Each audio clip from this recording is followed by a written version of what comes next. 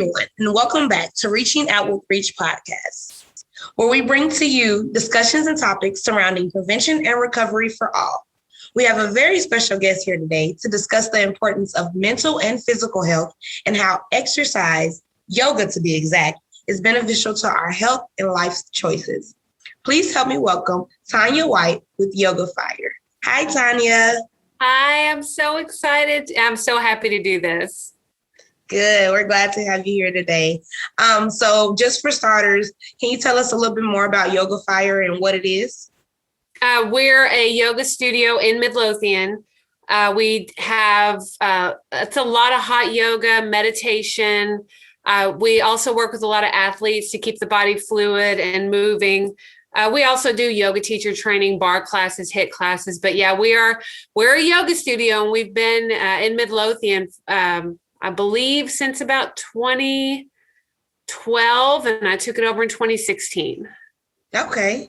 So where, just like for people who don't know, where exactly are you located in Midlothian?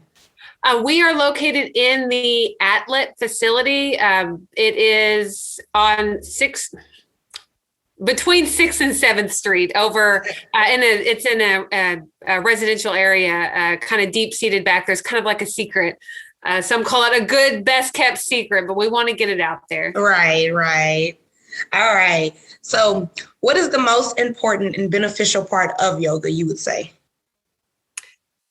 Getting in there and having time without the chaos, the day-to-day life chaos. We all have it. We all have the stuff that comes up all the time, and you get to go in there in this room and just shut down for at least an hour. And saying that sounds easy. It's harder than most people think, just to be able to get in one spot, sit down, and shut down. Right. Just exclude all the outside noise and everything. Yes. Right. So how important, since you said that, how important would you say your mental health is towards your physical health and vice versa? That is such a great question, because they're so intermingled.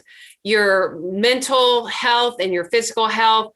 If you're not feeling physically healthy, then your mind is going to be dragged down. You're not going to feel with it mentally. And then vice versa. If you're kind of down in the dumps and you're not feeling 100%, you're not going to want to get up and go work out or do yoga or do anything like that.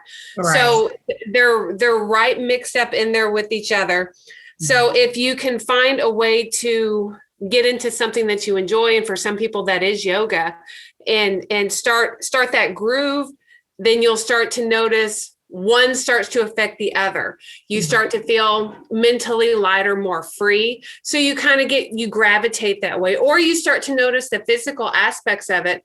And then all of a sudden you feel lighter in the mind and a little freer going. And maybe you're not as snappy at people, or you're a little more at peace with yourself. Right. If that makes sense.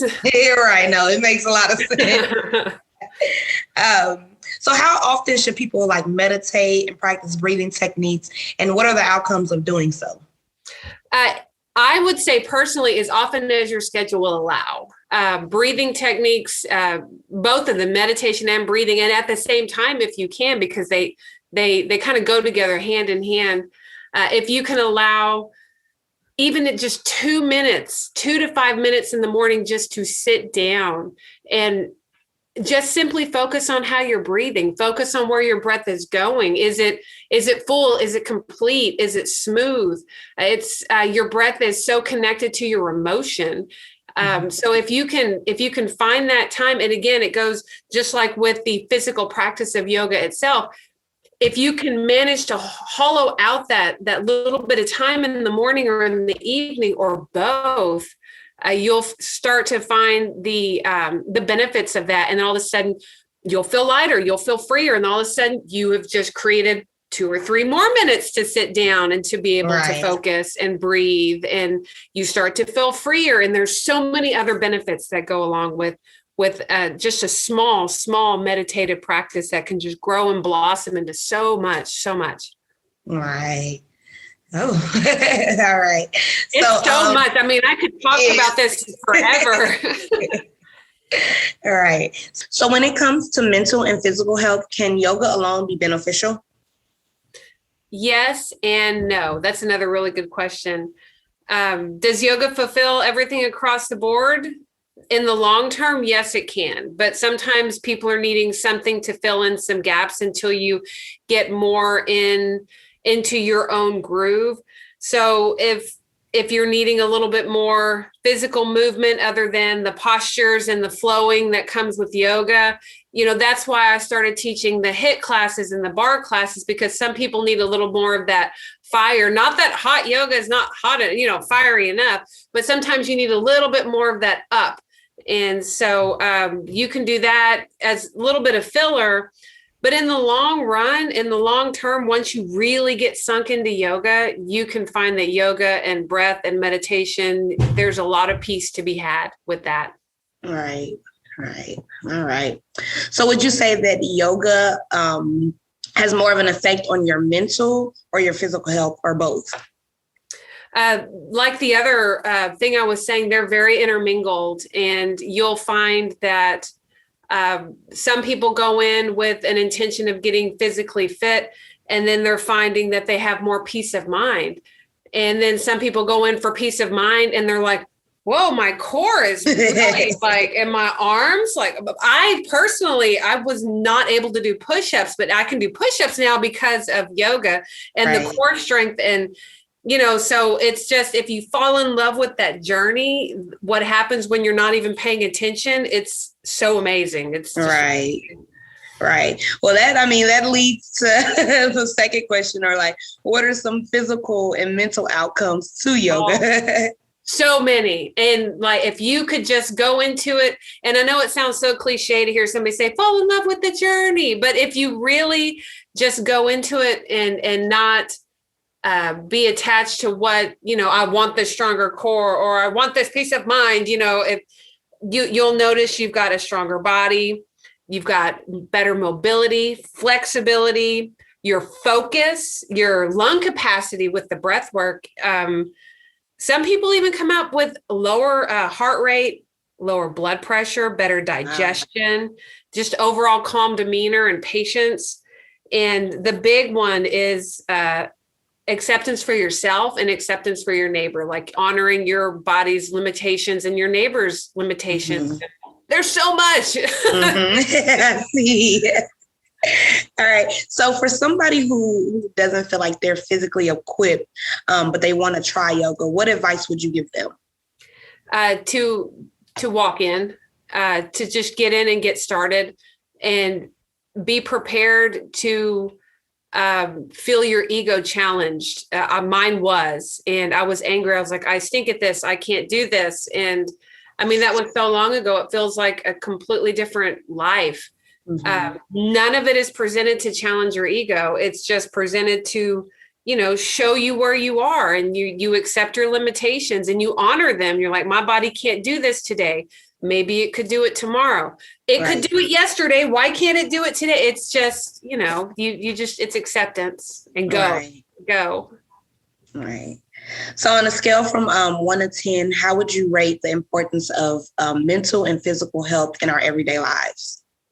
Well, with everything I've said, I'm sure that you could hear me a vibrant 11. It's, it's off the scale, mm-hmm.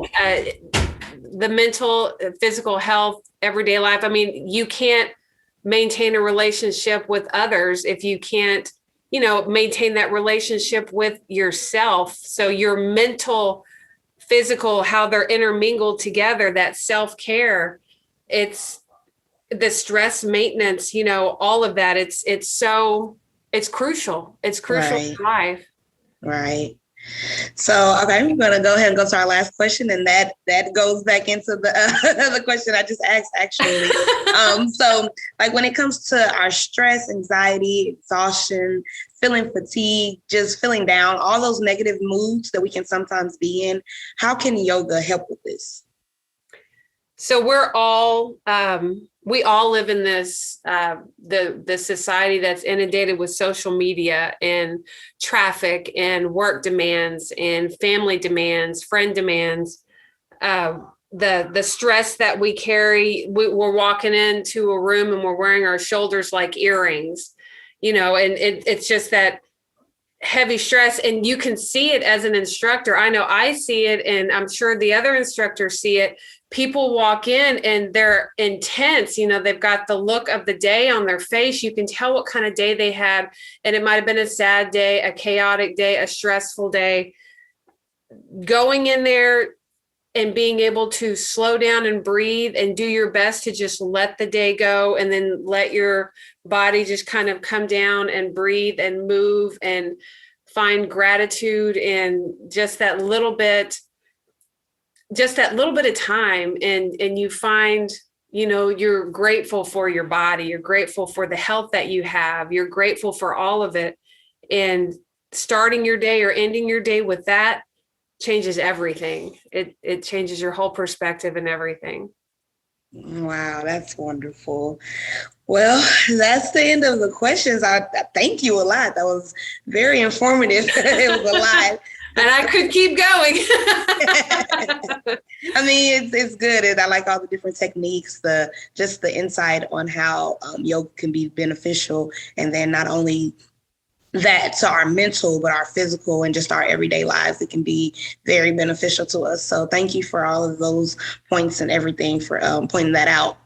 Do you have anything else that you would like to add before we close out? Well, one, I want to say thank you for giving me a platform to be able to talk about this. I'm obviously very passionate about it. I lived a lot of my life very, very high strung, very tense.